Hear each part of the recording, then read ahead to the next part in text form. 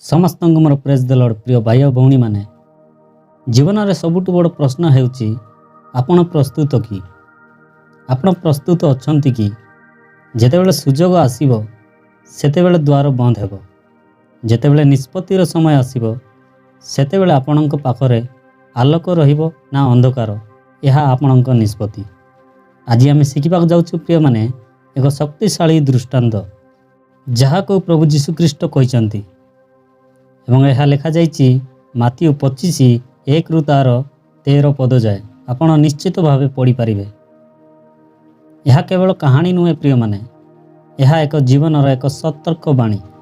सेतेबेले स्वर्ग राज्य 10 जन कन्या सदृश हेबो से माने आपना आपना प्रदीप घिनी वरंक सहित साक्षात करने को बाहरिले। सेमानंक मध्यरु 5 जन निर्बुद्धि और 5 जन सबुद्धि थिले। निर्बुद्धि माने प्रदीप नेबा समय रे निज निज सहित तैल नेले नहीं, मात्र सबुद्धि माने आपना आपना प्रदीप सहित पात्र रे तैल नेले। वरंक आसबार विलंब हुंते समस्ते ढुलाई ढुलाई शई पड़िले, किंतु अधरात्रि यही देख बर तांको सांगरे साक्षात करने को बाहरिला। एपरी कलहल हैला सेतेबेले सेई कन्या समस्ते उठी आपना आपना प्रदीप सजाड़िले, किंतु निर्बुद्धि माने सबुद्धि मानकु कहिले तुम तेलरू आमको टिके दियो कारण आम दीप सबू लिभि जाउछि। मात्र सबुद्धि माने उत्तर देले नाई नाई तुम आम पाई तो अंटिबो नाही, बरं दोकानी मानक पाखक जाई आपना आपना निमंते किणी आण। किंतु से माने किणीबाकू जाउथिबा समय रे बर आसिला। पुणी जो माने प्रस्तुत थिले से माने तांको सहित विवाह उत्सव रे योगदान करने निमंते गृह रे प्रवेश कले और द्वार बंद करागला। एति उत्तरे अन्य कन्या माने मध्य आसी कहिले हे प्रभु आम पाई द्वार फिटाई दियंतु। किंतु से उत्तर देले मु तुम मानंकु सत्य कहूछि मु तुम मानंकु जाने नाही। अतएव जाग्रत थाओ कारण तुमे माने सेई दिन कि सेई दंड जानो ना। प्रिय भाई भौणी माने मु आपण मानंकु किछि कहबाकू चाहे। एठारे आमे आम जीवन को देखि पारू। आमे समस्त अपेक्षा करिछु सफलतार आशीर्वादर परमेश्वरଙ୍କ समयर। एठारे गुरुत्वपूर्ण शिक्षा ए जे केतेक जिनिस आपण अन्य को उद्धार मागी पारिबे नाही। आपणक विश्वास आपणक प्रस्तुति आपणक संपर्क सेई परमेश्वरଙ୍କ सहित थिबा उचित।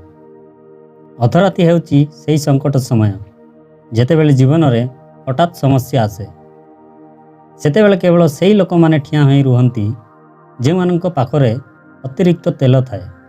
आपणक ज्ञान आपणक संचय एवं आपणकर आत्मिक शक्ति हेउची सेई तेल। तेल केही काहाकू देई पारिबे नाही। जेतेबेले निर्बुद्धि कन्या मानकर प्रदीप लिभि जाउथिला सेतेबेले ज्ञानी कन्या मानकु तेल मांगिले, किंतु ज्ञानी माने मना करदेले। काहेकि कारण किछिटा जिनिस अछि जहाँ आमे बांटी हुए नाही। आपणक श्रृंखला केही आपणकु देई पारिबे नाही। आपणक अनुभव केही उद्धार देई पारिबे नाही।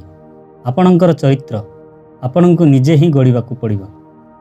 जदि आपण परीक्षा हॉल रे पहुँची भाविबे जे पढ़िथिबा सांगठारु तार ज्ञान नहीं जीवी ताहा एबे असंभव। निजर प्रदीप जळाइबा पाई तेल निजको ही संग्रह करबाकू पड़िबो। जेतेबेले निर्बुद्धि कन्या माने तेल किणिबाकू गले सेही समय रे बर आसिले। ज्ञानी कन्या माने विवाह घर को गले एवं कबाट बंद करागला। पर निर्बुद्धि कन्या माने आसी कबाट बड़ाइले प्रभु कबाट खोलंतु, किंतु भितर उत्तर आसिला मु तुम मानकु चिन्हि नाही। प्रिय माने यह शुणिबाकू आपणकु कठोर लागि पारे, किंतु समय कहा पाई अपेक्षा करे नाही। जीवन रे अनेक सुजोग आसे जहाँ कबाट भली बंद हो जाए। जदि आपण ठीक समय रे ठीक प्रस्तुति सह नाहांती तेबे पश्चाताप छड़ा आउ किछि मिलिबो नाही। एही दृष्टांतरु आमकु एही 5टी कथा शिखिबाकू मिले। सजाग रुहंतु। आपणकर लक्ष्य केतेबेले आपणक सामना को आसीबो केही जानि नाहांती। सबुबेले प्रस्तुत रुहंतु। आत्मनिर्भरशील हुअंतु। अन्य उपरे भरोसा करी निजर भविष्य योजना करंतु नाही। निज पात्र रे निजे तेल भरंतु। समयर पदुपयोग जेतेबेले समय अछि सेतेबेले संबलन संग्रह करंतु। शेष मुहूर्तर प्रस्तुति केवल चिंता को बढ़ाए, सफलता दिए नहीं। धैर्यर सह अपेक्षा सफलता विलंब हो पारे, किंतु जदि आपणक प्रदीप रे तेल अछि ତେବେ ଆପଣ ନିଶ୍ଚୟ ଆଲୋକ ଦେଖିବେ। ଶେଷ ସୁଯୋଗ ବୋଲି କିଛି ନାହିଁ। ପ୍ରତିଟି ମୁହୂର୍ତ୍ତ ଶେଷ ହୋଇପାରେ। ତେଣୁ ଆଜି ହିଁ ନିଜର ସର୍ବୋତ୍ତମ କାମ କରନ୍ତୁ। ପ୍ରିୟ ଭାଇ ଭଉଣୀମାନେ, 10 କନ୍ୟାଙ୍କ ଦୃଷ୍ଟାନ୍ତ ଆମକୁ ମନେ ପକାଇ ଦିଏ ଯେ ଆମେ ଜ୍ଞାନୀ ହେବାକୁ ଚାହୁଁଛୁ ନା ନିର୍ବୁଦ୍ଧି। ପ୍ରଦୀପ ସମସ୍ତଙ୍କ ପାଖରେ ଅଛି, ଅର୍ଥାତ୍ ଅନନ୍ତ ଜୀବନ ସମସ୍ତଙ୍କୁ ମିଳିଛି।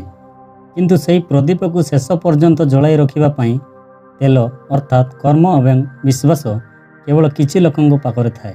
ଆଜି ନିଜକୁ ପଚାରନ୍ତୁ ପ୍ରିୟମାନେ, ଯଦି ଆଜି ହିଁ ଆପଣଙ୍କର ସେହି ବଡ଼ ସୁଯୋଗ ବା ଜୀବନର ଶେଷ ମୁହୂର୍ତ୍ତ ଆସେ, ଆପଣଙ୍କ ପ୍ରଦୀପ ଜଳୁଛି ତ? ଯଦି ନାହିଁ, ତେବେ ଏବେଠାରୁ ପ୍ରସ୍ତୁତି ଆରମ୍ଭ କରନ୍ତୁ। ମନେ ରଖନ୍ତୁ ପ୍ରିୟମାନେ, ପ୍ରସ୍ତୁତି ହିଁ ସଫଳତାର ଏକମାତ୍ର ଚାବିକାଠି। ଜାଗ୍ରତ ରୁହନ୍ତୁ, ପ୍ରସ୍ତୁତ ରୁହନ୍ତୁ। ପ୍ରିୟମାନେ, ଏହା କେବଳ ଏକ କାହାଣୀ ନୁହେଁ, ଏହା ଆମ ଜୀବନର ଏକ ସତ୍ୟ। ଏବଂ ସମୟ ଆସିବ, ସେତେବେଳେ ପଶ୍ଚାତାପର କୌଣସି ମୂଲ୍ୟ ରହିବ ନାହିଁ। ସଚେତନ ରୁହନ୍ତୁ। ଜୀବନ ଅନିଶ୍ଚିତ, ସୁଯୋଗ କେବେ ଆସିବ କହିହେବ ନାହିଁ। ପ୍ରସ୍ତୁତ ରୁହନ୍ତୁ। ଆଜି ଯାହା କରିପାରିବେ ସେହି କାମ କାଲି ପାଇଁ ଛାଡ଼ନ୍ତୁ ନାହିଁ। ଆଜ୍ଞାକାରୀ ହୁଅନ୍ତୁ। ପରମେଶ୍ୱରଙ୍କ କଥା ଶୁଣନ୍ତୁ ଓ ତାହାକୁ ଅନୁସରଣ କରନ୍ତୁ। ସ୍ୱୟଂ ଦାୟିତ୍ୱ ନିଅନ୍ତୁ। ଆପଣଙ୍କ ଜୀବନ ପାଇଁ ଆପଣ ହିଁ ଦାୟୀ। ସମୟକୁ ମୂଲ୍ୟ ଦିଅନ୍ତୁ। ଏକଥର ଦ୍ୱାର ବନ୍ଦ ହେଲେ ପୁନର୍ବାର ସୁଯୋଗ ମିଳିବ ନାହିଁ। ପ୍ରିୟ ଭାଇ ଓ ଭଉଣୀମାନେ, ଆଜି ଆପଣ କ'ଣ କରିବେ?